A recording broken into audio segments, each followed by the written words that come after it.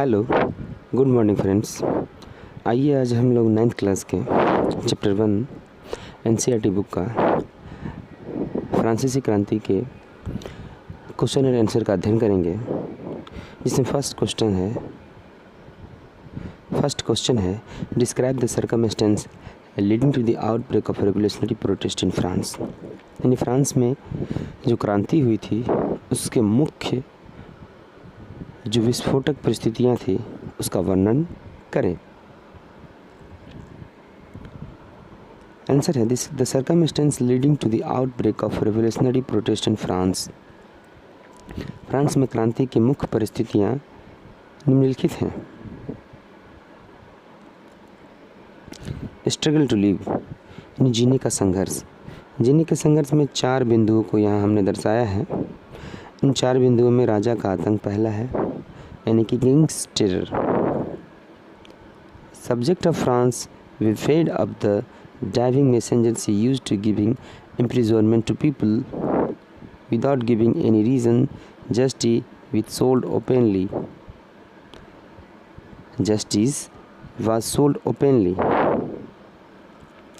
He was a dull, lazy and luxurious king. यानी इसमें बता रहा है और इसमें बताने का प्रयास किया गया है कि राजा का जो आतंक था, फ्रांस की प्रजा बनावटी ईश्वरीय दूत से तंग थी। वह बिना कारण बताए लोगों को कैद में डाल देती थी। और यहाँ जस्टिस जो था, यानी जो कानून था, वो पक्षपात था। न्याय जो खुलेआम बिकता था। न्याय खुलेआम बिकता था, यानी कि कोर्ट के जो भी लोग थे जो पैसा देते थे, पब्लिक उसके पक्ष में न्याय कर देते थे, और जो गरीब तबके के लोग थे उसे सज़ा हो जाती थी। और यहाँ का जो राजा था उसके आलसी और विलासी जीवन के कारण लोगों में आक्रोश भी था।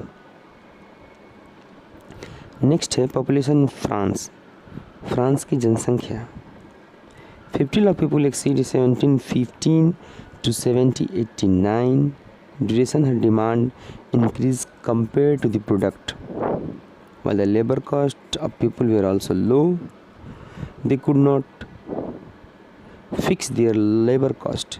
These are also outbreak of natural disaster.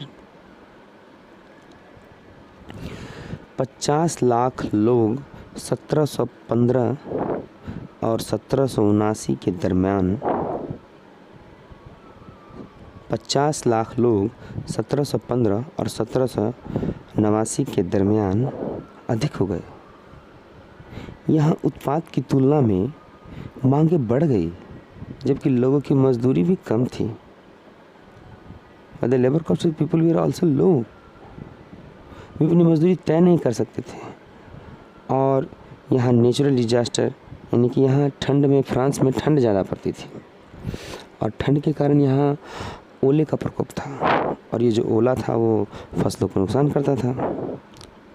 तीसरा बिंदु, तीसरे वर्ग के बारे में यहाँ के लोगों में काफ़ी आक्रोश था। Third class people, in which large number of businessmen, employee, court staff, lawyer, farmers, land laborers, servant were also against the birthright of the first and second class. तीसरे वर्ग जो थे वो यहाँ की फ्रांसीसी क्रांति का मेन कारण था। तीसरा वर्ग, तो तीसरा वर्ग यानी कि फ्रांस की जो जनसंख्या थी, फ्रांस का जो समाज था, वो 3 स्टेट में था, फर्स्ट, सेकेंड और थर्ड। तो थर्ड स्टेज के जो लोग थे, जिसमें बड़ी संख्या में बिजनेसमैन थे, यानी व्यवसायी थे, और एम्प्लॉय थे, अदालती कर्मचारी थे, वकील थे, किसान थे, कारीगर, छोटे किसान थे, भूमिहर थे। जिनके पास भूमि नहीं थी, भूमि और मजदूर, नौकर, ये सभी पहले वर्ग और दूसरे वर्ग यानी फर्स्ट स्टेट और दूसरे स्टेट के लोगों के जन्मजात अधिकार के विरोधी थे। यह भी बिंदु फ्रांस की क्रांति के मुख्य विरोधक परिस्थितियों में मेन इम्पोर्टेंट बिंदु था, ये थर्ड स्टेज। आगे है पॉइंट नंबर डी, चौथा और आखिरी बिंदु, increase the price of food and drink, यानी कि खाने पीने के सामानों की कीमतों में इजाफा। In France those yield were greatly reduced and shopkeeper raised the price of पाव रोटी। यहाँ पाव रोटी खाने का प्रचलन तब भी था और अब भी है। पाव रोटी जिसे हम लोग खाने में यूज़ नहीं करते, लेकिन फ्रांस में लोग पाव रोटी खाने में यूज़ करते थे। which led the people of revolt and 14th July attack the Bastille fort. अभी बास्तिल फोर्ट क्या आ गया, तो बताते चले कि फ्रांस के राजा का बास्तिल में एक शस्त्रागार था जहाँ पर वो अपने असलहे, गोला बारूद, पिस्तौल, बंदूक रखा करते थे। तो फ्रांस में उन दिनों खाने के जो पैदावार थी वो काफ़ी कम हुई थी और दुकानदारों ने पाव रोटी के दाम बढ़ा दिए, लेकिन पब्लिक लोगों ने सोचा कि राजा ने ही दाम बढ़ाया है और ये भ्रम की स्थिति यहाँ से चलती आ रही थी। और जैसे ही दाम बढ़े तो पब्लिकों ने इसे राजा की बात माना और राजा के जो बास्तिल का जो फोर्ट था वहाँ उसने हमला कर दिया 14 जुलाई को और उसे तहस नहस कर दिया।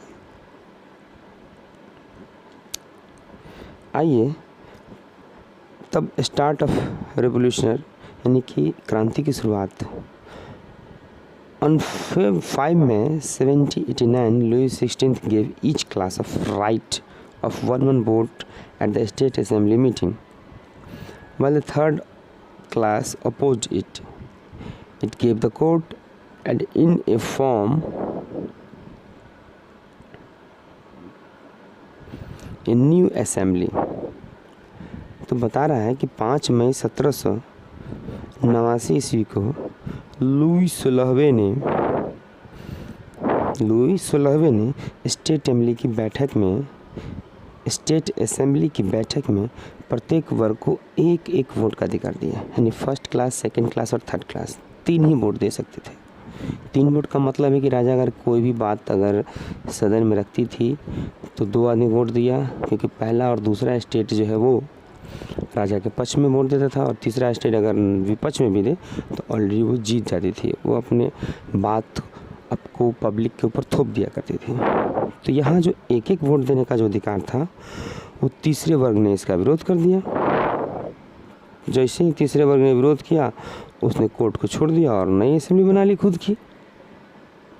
यहीं से जो है वो क्रांति की शुरुआत हुई।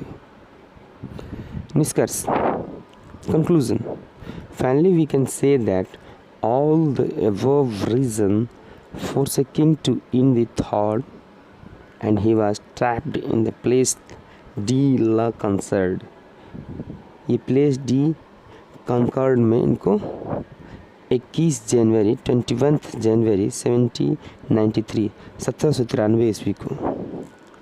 अंत हम लोग कह सकते हैं कि उपरोक्त सभी कारण राजा को अपनी गद्दी छोड़ने पर विवश कर दिया और लुई 16वें को देशद्रोह का आरोप लगाकर उसे फांसी पर 21 जनवरी 1793 ईस्वी को फांसी चढ़ा दी गई। तो स्टूडेंट्स एंड फ्रेंड्स, आप जितने भी ये यहाँ जो लिखा हुआ है क्वेश्चन एंड आंसर, आप इसका हिंदी भी देखेंगे, हम आपको हिंदी भी दिखा देते हैं, आप हिंदी याद करेंगे। उसके बाद इस इंग्लिश को 2 मरतबा, 3 मरतबा, 4 मरतबा लिखेंगे, हिंदी याद करेंगे और इसको 2 मरतबा, 4 मरतबा लिखेंगे, तो आपका ये क्वेश्चन एंड आंसर बिल्कुल ही कंप्लीट हो जाएगा और कहीं से भी आपको दिक्कत आगे नहीं आएगी। Thank you.